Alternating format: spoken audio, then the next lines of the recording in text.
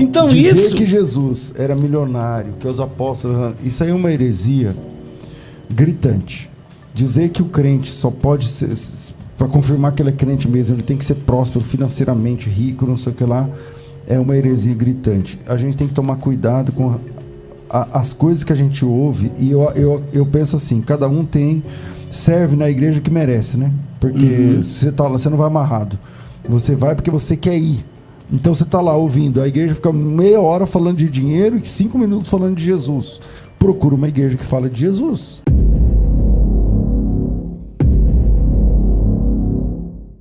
O missionário R. Soares, ele é o pastor do povo, né? Como o próprio Valdemiro.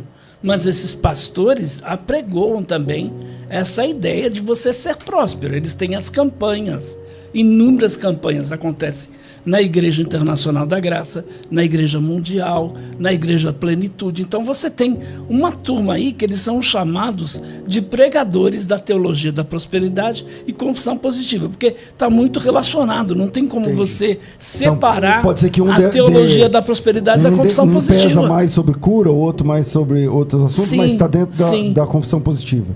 Quais são as igrejas hoje? Você falou do R.R. Soares, você falou da Universal, Mundial, da Plenitude, que mais? Né? Aí Renascer em Cristo. Então você tem estas igrejas, que elas são chamadas as igrejas neopentecostais, que apregoam a teologia da prosperidade. Essas igrejas apregoam a teologia da prosperidade. E quem vai trazer essa ideia para cá é a tradução do material do Kenneth Hagin. Isso, então, principalmente o material de Kenneth Hagin. Veja que, por exemplo, também a gente tem na pessoa do T. L. Osborne, que eu tive o privilégio de conhecer ele pessoalmente, com o seu livro, por exemplo, Curar os Enfermos, Expulsar os Demônios. Então, o R.R. Soares, o T. L. Osborne, também era um pregador da teologia da prosperidade. Esse é aquele cavanhaque, né, Magrinho? Isso. Tem a foto dele aí, dá para colocar a foto dele? Do T.L. Osborne. T.L. Osborne. Então, ele, na realidade, começou também com essa ideia da teologia da prosperidade. E o mais interessante é que no final da vida dele, ele perdeu a sua esposa, Daisy Osborne, uma enfermidade, e aí ele passou a negar isso. E ele morreu enfermo. Então, antes, teve aqui na reunião do Conselho de Pastores do Estado de São Paulo, trouxeram ele, foi aqui até na Praça Olavo Bilac, na sede da Igreja do Evangelho Quadrangular. E ele negou ali para o Conselho de Pastores do Estado de São Paulo, publicamente, essa teologia. Ele disse, eu ensinei isso muitos anos, mas a realidade é outra. Ele negou no final da vida dele abertamente essa questão de que todo mundo tem que ser curado. O problema, até para a pessoa não pensar, quem está chegando agora, ouvindo a gente aqui, veja, você crê que Jesus cura. Creio. Você ora por cura. Não tem um culto que eu não ore para que pessoas sejam curadas. Tá, você praticamente crê que todos pode os prosperar cultos. Financeiramente, está tudo certo. A pessoa chega para mim, pastor, eu estou precisando de um emprego, eu estou precisando melhorar a minha situação financeira. Eu oro para que Deus abençoe ela. Aonde é o erro, então? O erro é... achar, por exemplo, que todo mundo tem que ser rico, que, por exemplo, quem mora numa favela, numa comunidade, não está na vontade de Deus, quem pega trem, quem anda de bicicleta, quem tem um carrinho velho, não é esta a vontade de Deus. Então, o problema, pastor César, é maior. Por quê? Porque essa teologia diz que você tem que ter o melhor carro, tem que ter a melhor casa, tem que comer tudo do bom e do melhor, tem que se vestir do melhor. Então, não, por exemplo, chega a um ponto, eu vou muito nos Estados Unidos e eu gosto muito daqueles outlets que tem lá. Por exemplo, tem o outlet do Exército de Salvação. O brechó lá deles. Não é outlet. Outlet é brechó. Você fala Salvation lá. Popularmente é brechó. Eu gosto muito, porque você compra muita coisa boa. Mas tem um pregador, por exemplo, que é o Agenor Duque, o apóstolo Agenor Duque, diz que se você compra coisa de brechó, tá fora da vontade de Deus. Você tem que comprar em shopping center. Não é nem lá na feirinha do Brás. Você viu falar isso? Eu fui na igreja dele. Você sabe que eu vou assistir culto nessas igrejas. Então ele disse isso, né? Que ele é filho do rei. que um filho do rei não vai comprar coisas usadas e que você não sabe nem quem usou aquilo, que aquilo pode até trazer uma maldição. Aí você tem uma outra teologia problemática, né, que é essa questão dos demônios aí. Então vamos lá, primeiro, ó, pingos nos is. Diminui esse zoom aí, tá muito perto. Veja, não é proibido o cristão prosperar, né? Trocar de carro, comprar um carro melhor, coisa parecida e tal. Não é um problema a pessoa ter, né, uma condição financeira, mas o problema é a teologia, a pregação dizer que só é crente de verdade quem ou tem muita grana, quem prospera, quem é patrão, quem sai da favela para morar no Morumbi, para morar em Alphaville, para não sei o quê, porque aí é um problema grave. Eu vou abrir o microfone para perguntas e você também pode mandar a sua pergunta / depoimento para cá, pode ser vídeo ou pode ser pelo telefone, pelo áudio, por aqui. O WhatsApp é 011 São Paulo 97417 4129 97417 4129. Vamos lá, volto aqui para você, Joaquim. Sabe o que acontece, pastor César? É que a grande maioria do povo evangélico, né, e principalmente o povo evangélico brasileiro, a gente viveu aprendendo aí que a riqueza, né, era o quê? Dentro das igrejas evangélicas, os crentes não deveriam buscar isso. É o reino de Deus, é a sua justiça, você vai morar no céu, você não tem que buscar essas coisas. Então, a grande maioria aprendeu isso. Mas a população brasileira aprendeu o quê? Que riqueza é sinônimo de prosperidade, é sinônimo da bênção de Deus. Então, hoje, por exemplo, encosta um carro lá, importado na porta da igreja, uma Land Rover. Olha, puxa vida, o pastor César está abençoado. Então, hoje, o sinônimo de bênção está no grau de coisas que você possui, não de quem você é. Então, um indivíduo abençoado é aquele que tem bastante posses. Então, o mais importante para muitas igrejas hoje não é quem você é o que você tem. É o número de certificados que você tem, de diplomas, né? É a fama, o número de likes, é a sua popularidade. Então, hoje, infelizmente, há uma inversão de valores. Mas é interessante, César, porque o secularismo tem invadido as igrejas e muitos não se dão conta disso. Então, hoje, por exemplo, os cursos que muitos coaches estão promovendo aí, não é aquela ideia de você ganhar almas, mas é a ideia de você ganhar dinheiro. Então, hoje, por exemplo, fazer sucesso, né, o ser uma pessoa bem-sucedida na vida, não é você estar no centro da vontade de Deus. Ser bem-sucedido na vida é você ter um bom emprego, é você ter uma boa casa, é você se vestir bem, com roupa de marca, é você comer nos melhores restaurantes. Então, isso aí é um conceito mundano que é trazido para dentro das igrejas, que é o secularismo, que é o materialismo. Então, tudo aquilo que a Bíblia condena, porque a Bíblia condena o materialismo, o secularismo, a Bíblia diz, aonde estiver o teu coração, aí está o teu tesouro. Mas a Bíblia diz, não junteis tesouros aonde? Na terra. Agora, antes era muito fácil, né? A gente faz apologética desde antes do online, né?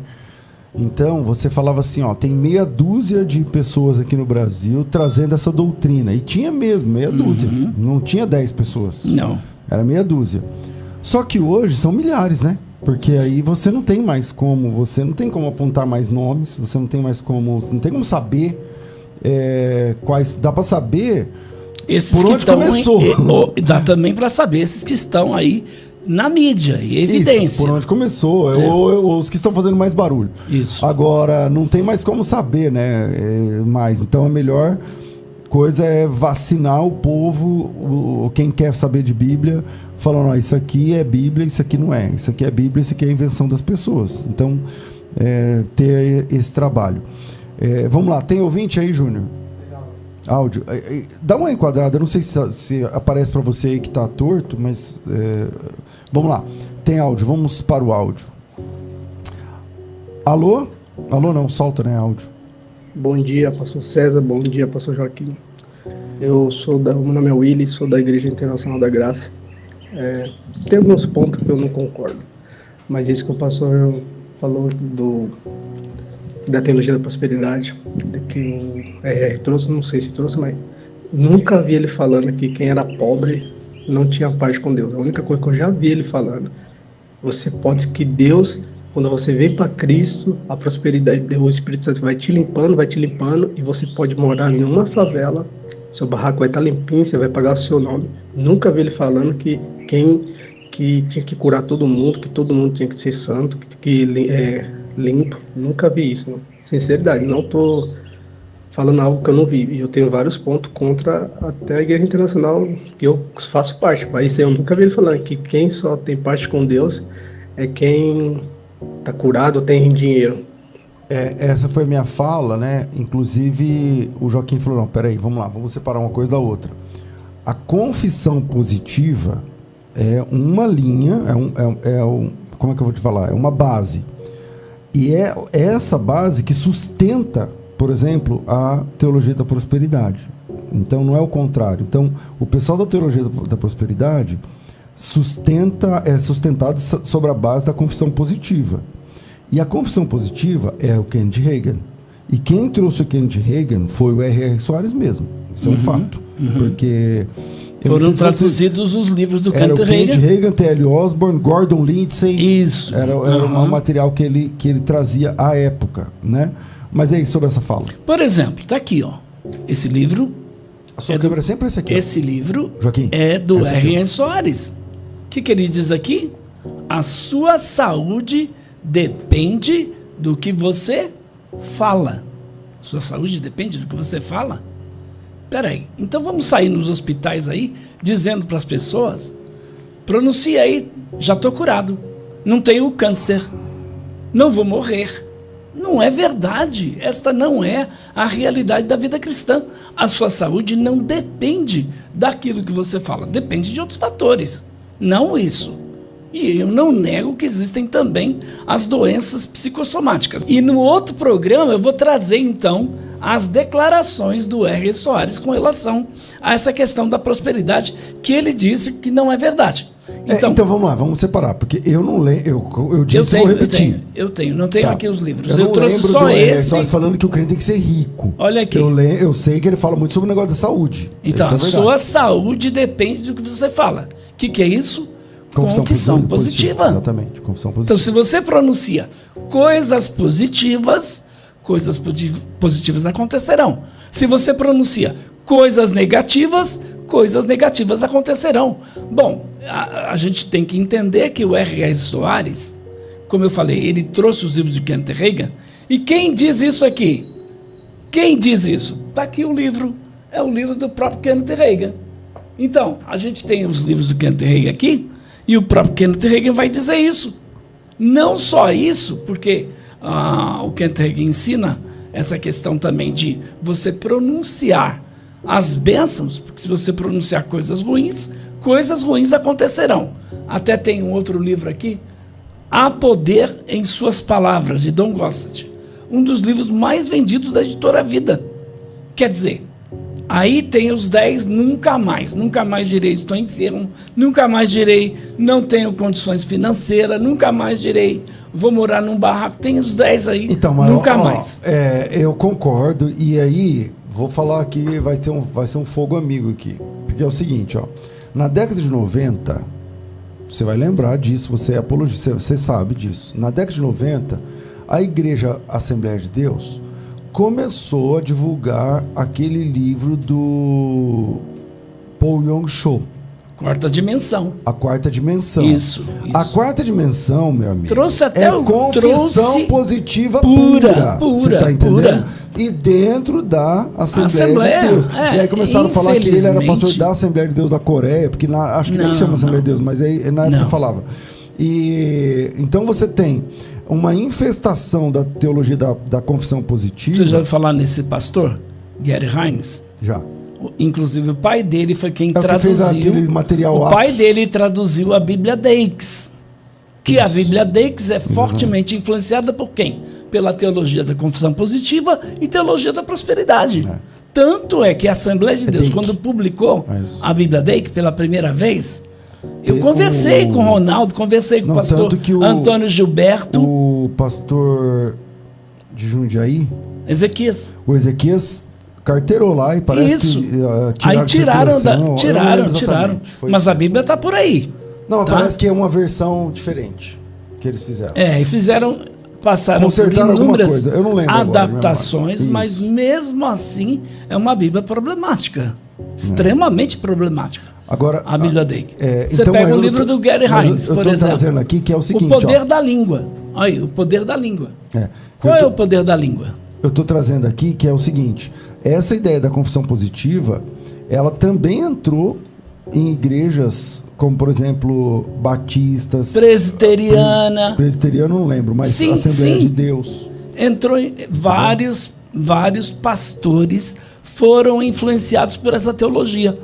E eu digo, não a denominação, é diferente. Por exemplo, a denominação batista não abraçou, mas alguns pastores batistas abraçaram essas ideias da teologia da prosperidade, da confissão positiva. Então, infelizmente, isso influenciou muita gente. Por exemplo, eu tenho aqui o livro Como Prosperar em Tempos de Crise. Aliás, Conhecer a Deus para Prosperar. Se você quiser que o Joaquim dê essa palestra na sua igreja, é isso, Joaquim? Então, o Rinaldo era pastor da Assembleia de Deus. Aí você tem esse outro livro, Os Gafanhotos do Inferno, pastor Jerônimo Onofre da Silveira, onde ele ensina aqui que Jó só sofreu o que sofreu. Sabe por quê? Por quê? Que não era dizimista. Claro. Que Jim Baker e Jimmy Swaggart só caíram. Porque não dava dízimo. Jim Baker e Jimmy Swaggart só caíram porque não eram dizimistas. Mas depois que eles deram o dízimo, então Deus prosperou eles. Aí, o Jerônimo Onofre da Silveira aqui tem o livro Provisão e Riquezas. Além deste livro, Os Gafanhotos do Inferno, tem os exterminadores de riqueza. Você lembra que muitos pregadores ficavam falando aí dos gafanhotos, o migrador, o devorador, o cortador. Se você não der o dízimo, eles vão destruir você. Agora, eu estou buscando esse dom, ainda não recebi. O dom de adquirir riquezas. Quem que é esse aí? É do Jerônimo também, pastor. Ele foi presidente da Igreja do Evangelho Quadrangular em alguns estados do Brasil. E ele defende abertamente a teologia da prosperidade. Esses livros ele deu no encontro de pastores, de graça, para os pastores. Aí tem o Cristiano Neto lá de Curitiba, e ele disse, depois que você lê este livro, As 7 Chaves da Riqueza, nunca mais a pobreza vai chegar para você. Certo, então, só comprar esse livro. Ele ensina que você tem que ler este livro, que Deus derramou uma unção de prosperidade. Então, se você ler este livro, você vai ter 7 anos de prosperidade. Aí você tem o Edir Macedo, né? O Bispo Macedo, com o livro O Poder Sobrenatural da Fé e muitos outros livros da Igreja Universal do Reino de Deus. Aí você tem um outro pregador que é da teologia da prosperidade, que fala que abandonou ela várias vezes, né? Várias vezes. O Benihim. Esse é um dos livros mais lidos no meio evangélico. Bom Dia, Espírito Santo. Quando traduziram para o português, sabe o que aconteceu? A Bom Pastor fez uma revisão muito séria no livro, mas mesmo assim tem vários problemas no livro. Ele ensina 7 pessoas da Trindade, 3 pessoas já é difícil, imagine 7. Eu não li, ele fala 7 pessoas da Trindade? 7 pessoas da Trindade. Mas eu achava que eu já tinha lido esse livro, não lembro disso. Se não for 9, agora você me confundiu. Se não for 9. Infelizmente, estão ensinando que os cristãos devem viver bem financeiramente, ricos, né? Ter melhor salário, melhor casa, melhor carro, e aí uma saúde de ferro, né? Estão dizendo aí que toda enfermidade vem do diabo, isso o R.R. Soares também ensina, e eles dizem o quê? Que se o cristão não vive essa vida pregada por eles, é falta de fé ou então pecado na vida do cristão. O Silas Malafaia estava entrando nessa, né? De trazer o Mor Cerulo, não sei o que e tal. Aí parece que parou, graças a Deus. Não, infelizmente não parou. Eu gostaria que ele tivesse parado. Nunca mais trouxe esses caras. Olha só, a gente tem um cara que há pouco tempo ele veio para o Brasil numa conferência chamado T.D. Jakes. T.D. Jakes. Já ouviu falar dele? Claro. Então, quem trouxe ele pela primeira vez no Brasil? Silas Malafaia. Quais são a luz amarela assim que acende quando a pessoa está lá na igreja e aí ela Por fala, exemplo, quanto tempo na tua igreja é gasto no momento da oferta, por exemplo? Quanto tempo? 1 minuto, o culto 2 inteiro? minutos. O culto inteiro não? Não, 1 minuto, 2 Porque minutos. tem igrejas que, infelizmente, a pregação é 15 minutos, mas eles gastam 40 minutos falando de dinheiro na igreja. Isso é um problema. Alerta, isso é um Isso é um alerta. problema. E claro, nós não somos contra o dízimo, não somos contra você ofertar. Tem que ofertar. A igreja precisa da sua ajuda. Você tem que colaborar, tem que ser dizimista. Agora, não é esse negócio, o camarada não é dizimista, vai para o inferno. Bom, então se não pregar o evangelho, vai para o inferno. Então, posso colocar um monte de coisa aqui que o camarada não faz e ele vai para o inferno por causa de não fazer essas coisas. Ou de fazer outras coisas. Não é essa a questão. A questão é a seguinte. Esses pregadores chegam ao ponto, tem um famoso aí, um pentecostal famoso, que diz que Jesus tinha casa na praia. Olha só. Mas Jesus morava na praia mesmo, na beira da praia. Mas lá é lugar de pobre. Né? De resort, não, de resort não. Ele chegou a dizer que Jesus era tão rico, que ele tinha roupa de grife. Que aconteceu lá com Jesus? Não tentaram disputar a túnica de Jesus? O pastor baiano lá, Não, isso diz Kent Reagan, isso diz Benny e muitos outros. Peraí, o Abílio Santana. O Abílio Santana. Então, chegam ao ponto de dizer que Pedro era muito rico, que Pedro tinha uma companhia de pesca.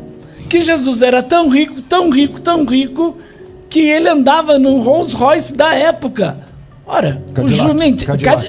o Rolls Royce, estou colocando aqui para atualizar, o Cadillac da época.